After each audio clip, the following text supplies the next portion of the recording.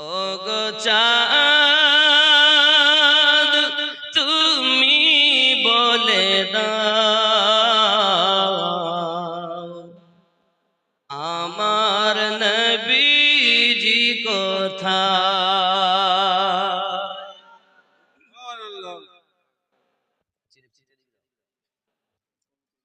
ওগো চাঁদ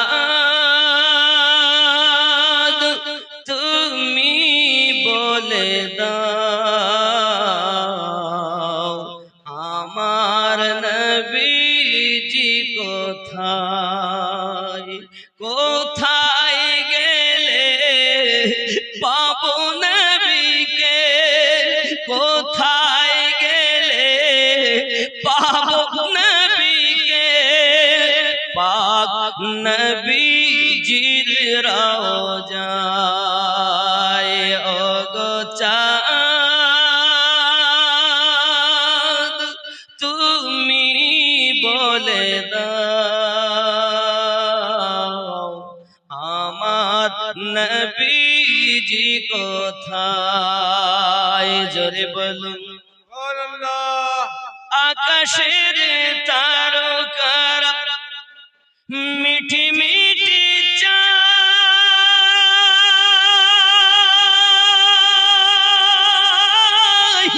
নবীর আলোয় তারা নিজেকে হারায়।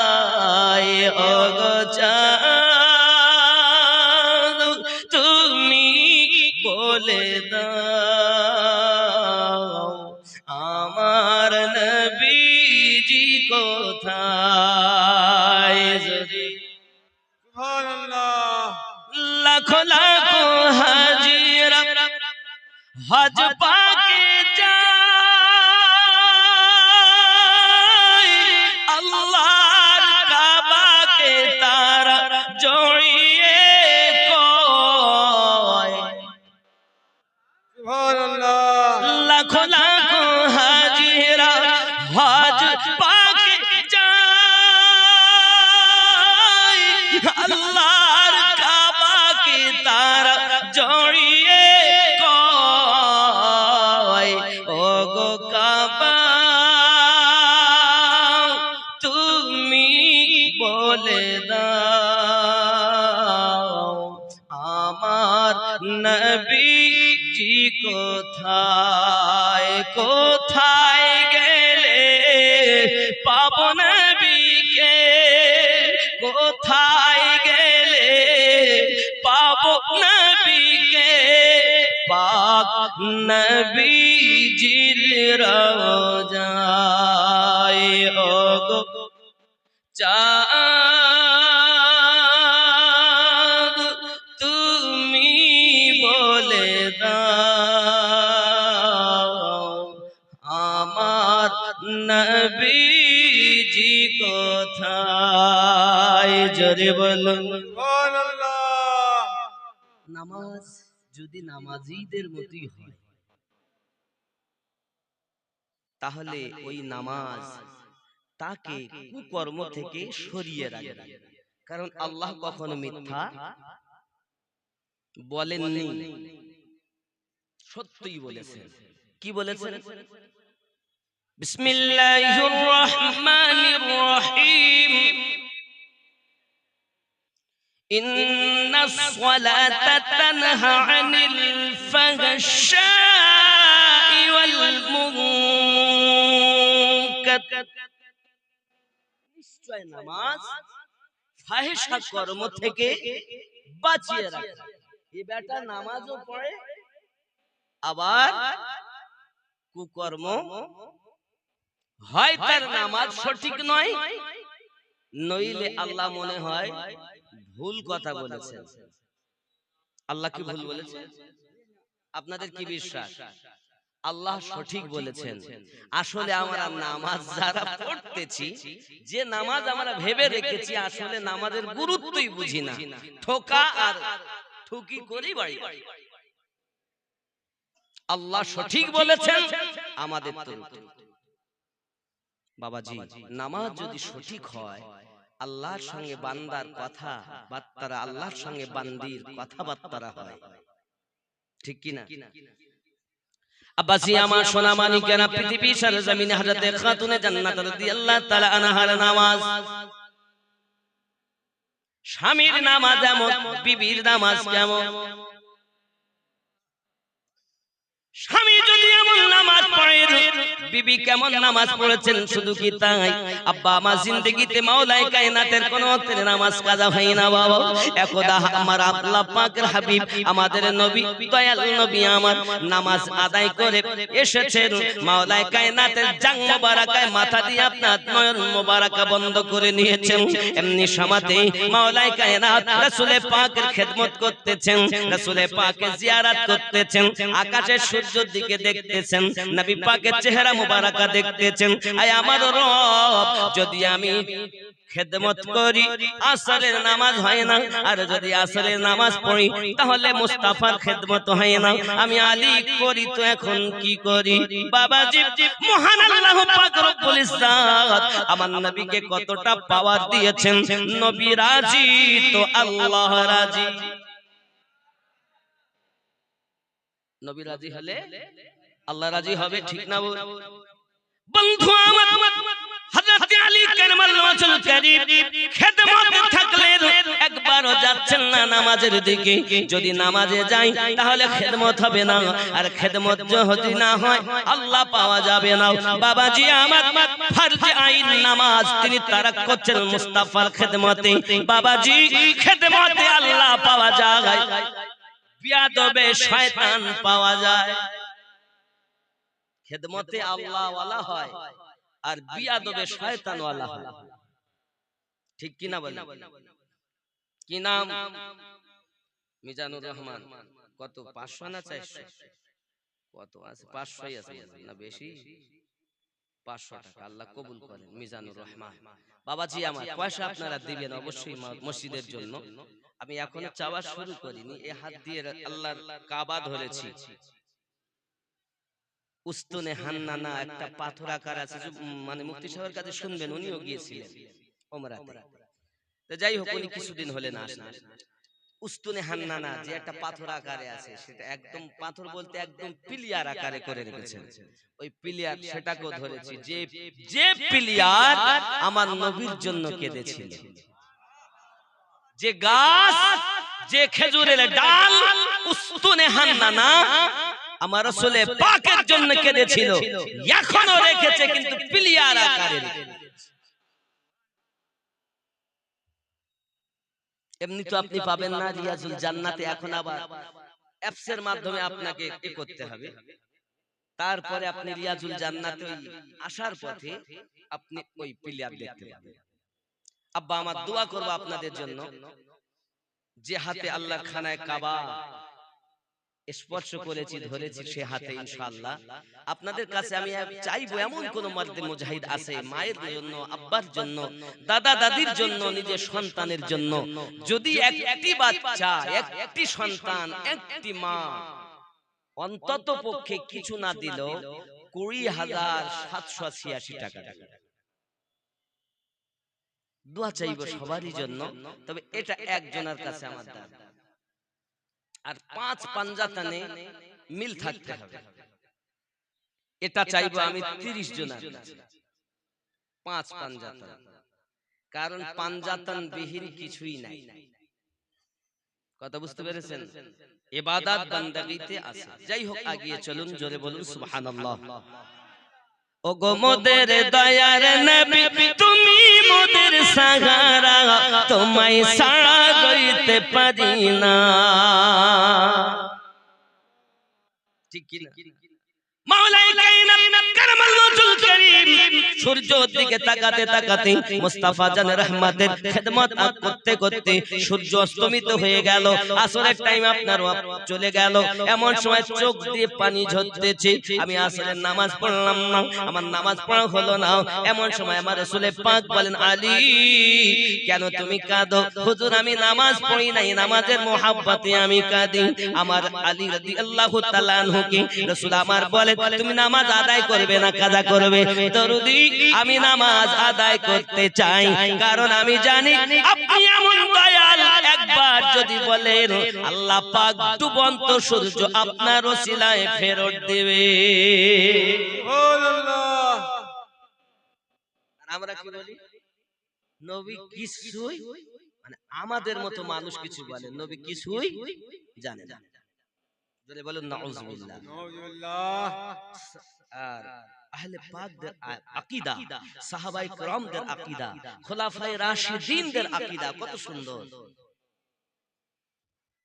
আমার আপনার নবী সাল্লাল্লাহু আলাইহি ওয়াসাল্লাম নিজে করলেন কি, এমন সময়তে দুখানা হাত পেতে দিলেন, আল্লাহ আমার আলী আসরের নামাজ ঘুমিয়ে ফেলেছে, আল্লাহ সূর্যটাকে পুনরায় আসরের ওয়াক্ত করে দাও। ইতিপূর্বে যতদিন সূর্য উদিত হয়েছে বাবা, পশ্চিম দিক থেকে উদিত, পূর্ব দিক থেকে উদিত হয়, পশ্চিমে অস্তমিত হয়। বাবা আমার সূর্য আসে দেখে সবাই, কোনটা দিয়ে যাবার পূর্বে যাই কেউ জানে না। দেখেছেন কেউ? মাটির তলটা যায় না কি তা কি জানি, উপর দিয়ে আসতে দেখে যেতে প্রতিদিন সকাল হয় আর দেখি পূর্ব দিক। হ্যাঁ বাবা, যেতে তো দেখতে পাচ্ছি যাচ্ছে আস্তে আস্তে আস্তে করে, কিন্তু গেল কই? আবার সেই গোড়ায়। সূর্য কখনো ডুবে না, ঠিক অস্তমিত হইয়া পাহাড়ের নিচে আল্লাহ সিজদায় পড়ে যায়। সূর্য আল্লাহ সিজদা করি, চন্দ্র আল্লাহ সিজদা করি, পাহাড় পর্বত আল্লাহ সিজদা করি, মানুষ তুমি আল্লাহ সিজদা করো না কেন? মহান আল্লাহর কুদরত, নবী পাকের শান ও মানের বরকত, আল্লাহ পাক আল্লাহ তাআলা আমার নবী পাকের ওসিলায় প্রতিটি দিন যখন সকাল বেলা আবার সূর্যটাকে পূর্ব দিক থেকে উদিত করে দেন, এটা আমার আল্লাহ পাকের বড় দয়া। যদি বলুন সুবহানাল্লাহ। আসরের জন্য নবী আমার যখন দোয়া চেয়েছেন, মহান আল্লাহ পাক আল্লাহ তাআলা বলেন, হাবিব ইতিপূর্বে কখনো সূর্য এমনি ভাবে আমি আল্লাহ উদিত করাই নাই, তবে তুমি যাতে রাজি আমি আল্লাহ তাতে রাজি। তুমি চেয়েছো সূর্যটাকে আসরের ওয়াক্ত বানিয়ে দিতে, হাবিব কাঁদবেন না, একবার মাথা উঁচু করে তাকান, আমি সূর্যটাকে পুনরায় আসরের ওয়াক্ত বানিয়ে দিয়েছি। আপনার আমার নবী সাল্লাল্লাহু আলাইহি ওয়াসাল্লাম মাথা মোবারক তুলে আপনার কিনা মাওলায়ে কায়নাতকে বলছেন, আলী আসরের নামাজ আদায় করে নাও, আলী আসরের নামাজ আদায় করো, দেখো সূর্য আসরের টাইম হয়েছে।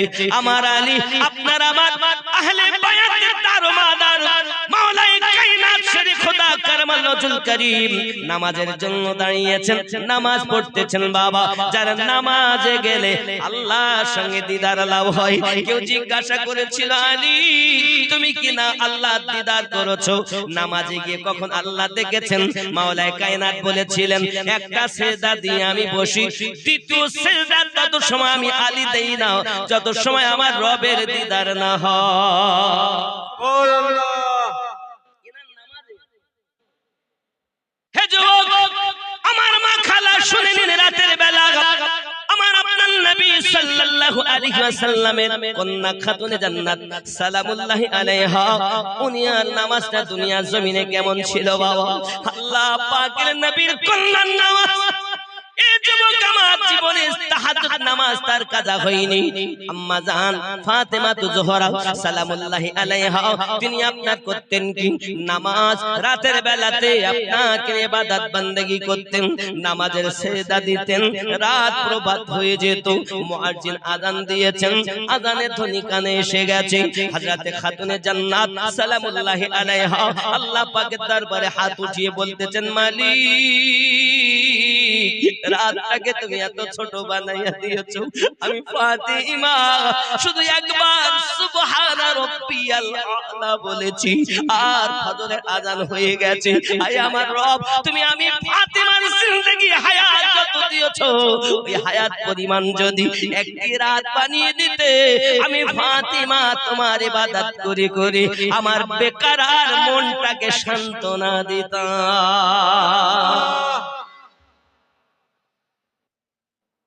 আমাদের নামাজ ওই মশায় কামড়ানো হালাল, নামাজ পড়তেছি আর যেই মশায় কামড়,